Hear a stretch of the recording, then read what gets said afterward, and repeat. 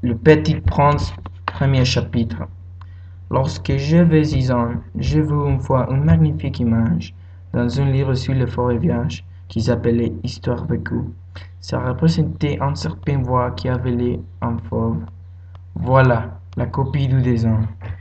On disait dans le livre, les serpents bois avalaient leur proie tout entière sans la mâcher. Ensuite, ils ne pouvaient plus bouger et ils dormaient pendant les 6 mois de leur digestion.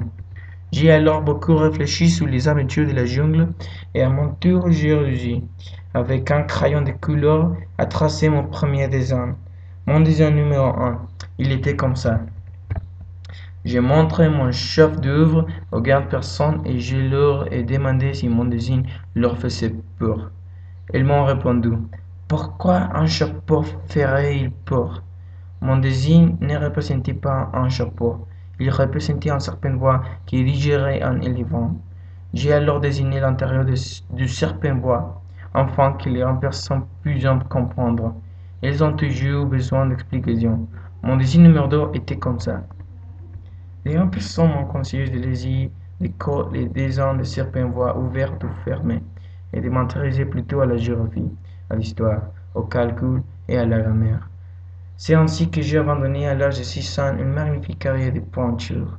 J'avais été découragé par l'insuccès de mon dessin numéro 1 et de mon dessin numéro 2.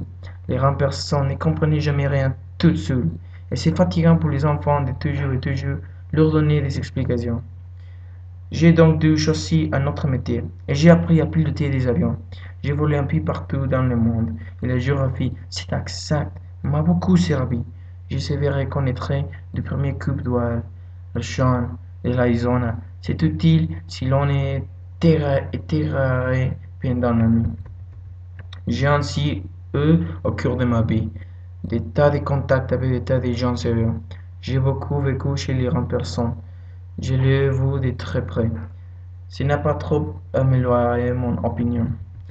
Quand j'ai rencontré un qui me paraissait un peu lucide, j'ai fait l'expérience sur elle de mon dessin numéro 1, que j'ai toujours conservé.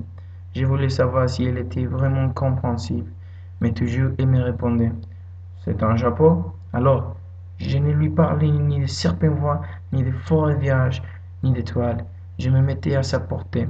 Je lui parlais de riches, de golf, de politique et de cravates. Et les grandes personnes étaient bien contentes de connaître un homme aussi raisonnable.